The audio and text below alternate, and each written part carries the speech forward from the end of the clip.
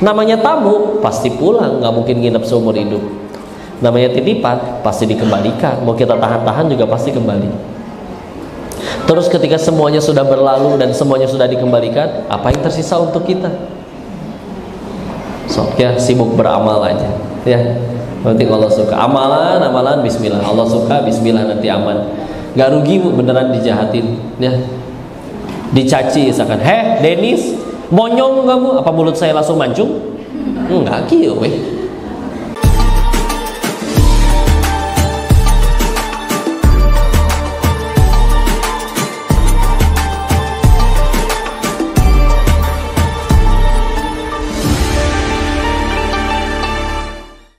Namanya tamu pasti pulang, nggak mungkin nginep seumur hidup. Namanya titipan pasti dikembalikan, mau kita tahan-tahan juga pasti kembali. Terus ketika semuanya sudah berlalu dan semuanya sudah dikembalikan, apa yang tersisa untuk kita? So, ya sibuk beramal aja, ya. Nanti kalau suka amalan bismillah, Allah suka bismillah, nanti aman. Gak rugi beneran dijahatin, ya. Dicaci misalkan, Denis, monyong kamu, apa mulut saya langsung mancung? Enggak, kieu weh. Malah yang nyebut monyong yang harus jadi orang monyong. Coba nyebut kata monyong tanpa majuin bibir. Susah. Enggak. Dipuji sama, ibu kok terlihat awet muda ya, Insya Allah. Gini ya, kadang ibu dikasih uang seneng nggak, Bu?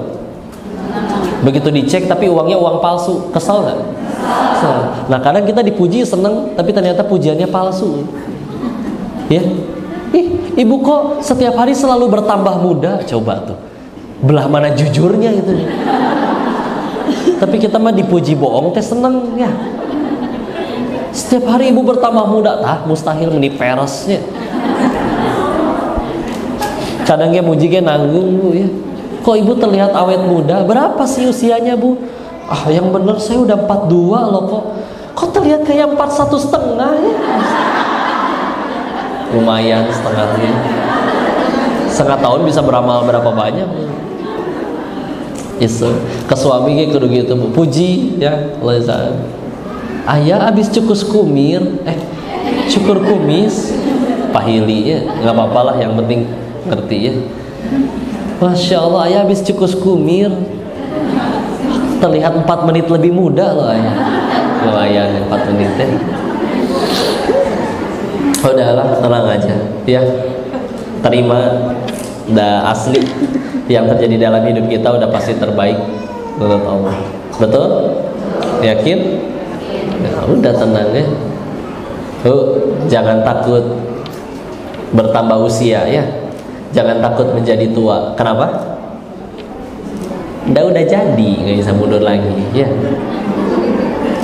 Nggak perlu sibuk-sibuk menjelaskan. Si Koko mah nggak tahu. Dulu ibu waktu pakai seragam SMA masih muda, benih lucu. Ibu pengen tambah lucu, pakai lagi seragam SMA-nya sekarang. Udah lah, enak ikhlas. Kalau hanya Allah saya di hati, enak ikhlas, ya. Semuanya enak. Karena kalau demi orang, demi makhluk capek. Pengen selalu kelihatan langsing, ibu setiap kali foto tahan nafas, menderita, Bu. Berhasil terlihat langsing, wajahnya terlihat biru, kekurangan oksigen. Capek ya. Saya boleh tanya nggak? Kenapa ibu kalau foto teh nggak bisa 1 kali? Meh naon? Ganti angle, ganti sudut. Masa. Untuk mengetahui hal tersebut saya survei ya. Ibu foto 10 orang, yang 9 senyumnya udah sempurna, sama angelnya dari depan semua, senyumnya sempurna, tapi ibu pada sorangan, Bu. Diulang nggak fotonya? Kan? Katanya angel nanti.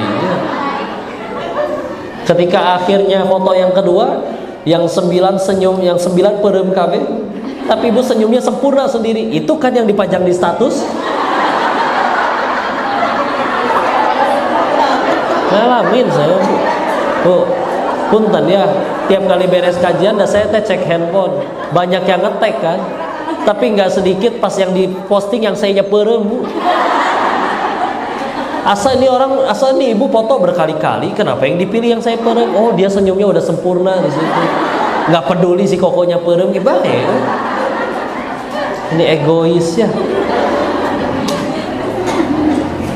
Survei, gitu ternyata aslinya. Ya. Insya Allah saya ibu. Ini ras terkuat di muka bumi, Pak ya. Kita nggak bisa cari gara-gara. Hanya ibulah yang punya hak untuk sen kiri belok kanan tanpa dimarahi, ya. Tenang aja. Udahlah Bu. Yang penting Allah suka ya. Udah ngejar yang lain-lain juga capek. Di sini teh azan jam berapa? 3:30. Oh, saya sampai jam berapa ini? Hah? Insyaallah. Emang kalau tiap kali ngaji begini ramai juga di sini tuh? Asa sih. Insyaallah. Ya udahlah. Ibu ada yang nyari mantu? Nyari yang kayak gimana? Dari tadi berusaha nasihat, kajian, nurusin niat, cah sih kayak koko. Ntar ke Thailand loh kalau nyari yang kayak koko mah. Jangan ya. Apa-apa. Jangan lah. Udahlah istilah ya. Cari Allah suka, hati-hati. Ini mah bukan nyingsiunan ya. Waktu ngaji tentang bab tafsir Imam Al-Qurtubi, pernah denger ya tafsir Al-Qurtubi sama Ustadz Budi Ashari, beliau bilang kayak gini. Ustadz Budi Imam Al-Qurtubi itu memberikan contoh terkait perkara niat. Apa contohnya? Ada 3. Pertama, ada orang kalau dia toharoh, tahu toharoh? Bersuci ya, entah dia wudhu, entah dia mandi wajib, untuk mendinginkan dirinya. Kebetulan hareudang panas, dia wudhu, kayaknya seger kan kalau lagi siang-siang panas wudhu, sekalian bentar lagi zuhur dan beneran sholat. Tapi dari awal ada niat, kayaknya wudhu seger nih, ya. Maka kata Imam Al-Qurtubi, itu belum cukup untuk membuat amalannya diterima. Ya. Contoh yang kedua, beliau bilang kayak gini, kalau ada orang saum, puasa dengan niat untuk kesehatan lambungnya, sambil sekalian besok Senin puasa Senin, ya. Kata beliau juga sama, itu belum cukup buat amalan diterima. Yang ketiga bahkan beliau bilang kayak gini, kalau ada imamin lagi sholat, terus ketika ruku, kan kalau ruku bisa kelihatan kadang ada orang baru datang masbuk ya. Terus dengan sengaja dia memperlama rukunya supaya ada orang lain bisa masbuk, ikut masbuk. Karena kalau dia ikut masbuk pas ruku kan, jadi gak harus ngulang rakaat kan. Maka kata Imam Al-Qurtubi, sekali lagi menurut beliau ya, kata Imam Al-Qurtubi, itu tidak boleh dilakukan. Walaupun nanti kalau kita ngelihatnya dari sudut pandang fikih, silakan, bahkan ada yang mengizinkan itu boleh, ya. Tapi kenapa Imam Al-Qurtubi melarang? Beliau bilang kayak gini, 3 hal yang disebutkan tadi itu 3-tiganya ranah ibadah, dan satu-satunya zat yang layak untuk diibadahi hanya, terus kita ngelakuin sesuatu ibadah yang ada niat untuk selain Allah di dalamnya, beliau takut itu gak keterima, ya. Takut gak keterima. Meskipun iya kan ada kok riwayat yang lain, kayak misalkan wanita pelacur membeli minum seekor anjing, ada tuh yang diampuni. Iya betul ada ya. Tapi Masya Allah, makin tingginya iman-iman orang seperti beliau, makin gak berani kepedean bahwa akulah orang yang mendapat kebaikan tersebut. Contoh Imam At-Tirmidzi ya, meninggal dalam keadaan buta, terkenal HR Tirmidzi, hadis riwayat Tirmidzi, imam perawi hadis. Kenapa meninggal buta? Karena di usia senjanya terlalu banyak menangis. Kenapa terlalu banyak menangis? Takut bekal kehadapan Allah gak cukup waktu nanti pulang. Kalau beliau ngerasa gitu, apalagi atau kitanya, ya. Umar bin Khattab, ada ranting dipungut, ya. Wahai ranting, enaknya jadi kamu. Ditanyakan orang yang lihat, kenapa ya hai Amirul Mukminin, kenapa enak jadi ranting? Lihat ranting ini tidak akan dihisap oleh Tuhannya. Sedangkan aku Umar, setiap perbuatanku akan dimintai pertanggungjawaban di hadapan ya, apapun yang terbesit di hati dan lain-lain. Bahkan beliau menambahkan, kalau sekiranya umatnya Muhammad sallallahu alaihi wasallam seluruhnya masuk surga kecuali satu orang saja, aku yakin pasti aku satu orang yang gagal ke surga tersebut. Umar yang ngomong gitu. Orang yang disebut oleh Nabi kalau beliau bukan Nabi terakhir dan harus ada Nabi lagi, orangnya pasti Umar. Tapi segitu ngerasa nunduk di hadapan Allah. Ya, hati-hati. Tahu nggak? Ada salah satu hadis yang menceritakan tiga orang yang akan tiga golongan orang yang tidak akan sudi dipandang oleh Allah di hari dimana tidak ada yang bisa menaungi selain Allah. Hari akhir setelah kematian, ya, di padang mahsyar. Hari itu satu-satunya yang kita harapkan adalah ada orang yang mau menaungi, ada yang bisa melindungi dari pahitnya hari tersebut, ya. Sedangkan di hari tersebut satu-satu yang bisa nolong cuman Allah. Terus Allahnya di situ tidak sudi memandang kepada orang tersebut. Boro-boro nolong, mandang juga Allah nggak sudi. Ya. Siapa tiga golongan orang tersebut? Satu, pemimpin yang berdusta kepada rakyatnya. Dua, orang tua yang berzina. Udah tua masih zina, ya. Yang ketiga, orang miskin yang sombong. Pas saya mikir, gimana maksudnya orang miskin tapi sombong? Gimana? Dasar kamu kaya, gue dong miskin. Apa gitu maksudnya? Tapi udah nggak mungkin, ya. Ketika ngaji lagi lebih lanjut, ternyata maksudnya adalah ya kayak kita aslinya, kayak seperti misalkan diri ini sadar nggak bisa apa-apa kalau nggak ditolong Allah. Pengen rezeki hanya Allah yang bisa memberi, pengen selamat hanya Allah yang bisa menolong. Berarti kita tuh miskin, gak punya apa-apa, butuh pertolongan, butuh apapun harus kepada Allah. Itu duit meskipun udah ada di rekening masing-masing nih sendiri nih, kalau kata Allah itu bukan milik kita, tahu-tahu ada adek belajar nyetir teh nabrak, pak kudu gantiin, transfer, ternyata rezeki bengkel, ternyata bukan jadi rezeki kita, ya. Sadar butuh rezeki kepada Allah, terus nggak mau minta kepada Allah. Nah, itu orang miskin yang sombong. Punten ya, berapa banyak orang yang di luar sana ngeluh masalah keuangan tapi masih belum pengen datang ke masjid. Ya. Ngeluh, sadar punya masalah keuangan, yakin pasti mati, yakin pasti harus ngadep ke hadapan Allah, yakin hanya Allah yang bisa menyelamatkan, yang bisa memberikan rezeki. Tapi udah yakin sama hal itu, tahu, tapi masih nggak mau nyari Allah. Nah, itu yang termasuk orang miskin yang sombong. Ya. Dan dibilang kaya, ada kita mah semuanya titipan, inna lillahi wa inna ilaihi rajiun, ya. Sebelum lewat sini ini makanan belum jadi rezeki kita, ya. Ini misalkan disediakan untuk saya nih, ya. Tapi ternyata saya nggak mau minum di sini, boleh nggak dibawa pulang? Boleh. Ternyata di jalan bahe tumpah, dikerumunin semut, ternyata rezekinya semut. Saya cuma diutus Allah untuk menyalurkan rezeki ini kepada hamba Allah yang lain. Ya, rezeki udah cantik. Sebelum lewat sini belum nyampe ke rombongan, ibu cek saldo masing-masing, atas nama masing-masing pun sama. Tahu-tahu mah aku belajar nyetir nabrak, mesti gantiin ya dek, bayar berapa? 4 miliar mah. Hah? Kamu nabrak apa? BMW opat mah, sing miliar tuh. Nabrak pohon toge, naon ke? Ya gitulah ya. Ternyata bukan rezeki kita, rezeki bengkel. Sebelum lewat sini belum jadi rezeki kita. Diulang ya, rezeki manusia itu cuma 3. 1, yang dimakan lalu jadi kotoran.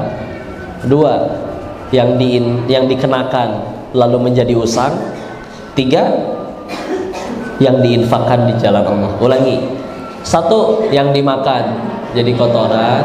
2, yang dikenakan lalu menjadi usang. 3, yang diinfakkan di jalan Allah. Ya, tadi kita udah belajar tentang yang sini. Ya, aslinya sama. Di kulkas ibu banyak makanan nggak bu? Ayandong, tomat, kol, migar, atau minuman segar. Ya kan kalau di kulkas mah jadi segar bu, dingin. Ya, tahu-tahu ponakan datang dihabisin itu semua. Ya udah rezeki mereka. Ya, sama. Yang kedua, dikenakan lalu menjadi usang. Saya tahu ya, kaum Hawa itu paling sulit menerima atau menahan godaan dari yang namanya diskon, betul? Kebawa-bawa kadang lagi sholat ke. Ya Allah, eta gamis meni alus. Sholatin dulu, sholatin. Allahu Akbar. ukurannya pas. Allahu Akbar. Besok kan ayah ngasih uang bulanan. Sami Allahu liman hamidah. Saya juga masih ada tabungan loh. Allahu Akbar. Tadi kan teman aku mau bayar utang besok. Allahu Akbar. Ih, mana warnanya pas lagi kayak aku pintar. Allahu Akbar. Ih, katanya diskonnya terakhir hari ini. Allahu Akbar. Hari ini harus berangkat nih. Astagfirullahaladzim. Astagfirullahaladzim. Assalamualaikum, assalamualaikum, assalamualaikum, assalamualaikum, assalamualaikum. Kayak ada yang salah. Coba Bu, sah tidak? Sah mas sah lah ya sholat. Keterima nggak tuh sholat tuh? Dah ibadah ya tate ya. Dah Allah mintanya sehari ke 5 kali. Ya Allah ya tate. Enggak, Allah nggak minta 12 jam sholat, 12 jam gawe, enggak Bu. Ya, 5 waktu sebentar. Kadang kayak ngebut ya. Ya Allah. Sampai jadi iklan kadang tuh. Ada ibu lagi sholat, ditelepon sama tetangga ya, sholat duha, diangkat sama si anak. Iya tante, mama kamu mana nak? Lagi sholat duha tante. Seneng ya Allah, duhanya ketahuan, masya Allah. Pasti aku dianggap soleha. Nanti kalau papasan nama beliau pakai bahasa Islamin, assalamualaikum ukhti. Besoknya si anak teh tadi beres nelpon, iya anak kasep ganteng ini uang jajan, bingung si anaknya. Tapi besoknya si ibu kasihkan nonton, jadi sholat asar tapi 5:30, 5:30 ya, tetangga nelpon lagi. Nah ibumu mana? Nggak sekempur ya temannya. Insya Allah ketahuan. Jangan sebut nak, jangan sebut. Kesebut oleh si anak, lagi sholat asar tante. Terdengarnya ringan, tapi di telinga si ibu itu kayak slow motion. Lagi sholat asar tante. Sampai yang diteleponnya kayak kedengeran, apa? Asar jam sakit. Gak khusyuk itu sholat. Beres si anak, kamu ngapain ngomong kayak gitu ke tetangga? Cewek, salah naon ya gitu. Anak teh salah wae. Sing adil, insyaallah. Coba sok ya, ini kenyataan atau tidak. Ibu manggil anak-anak dari ruang tengah, anak di kamar. Adek, nggak keluar. Mesti ngapain Bu?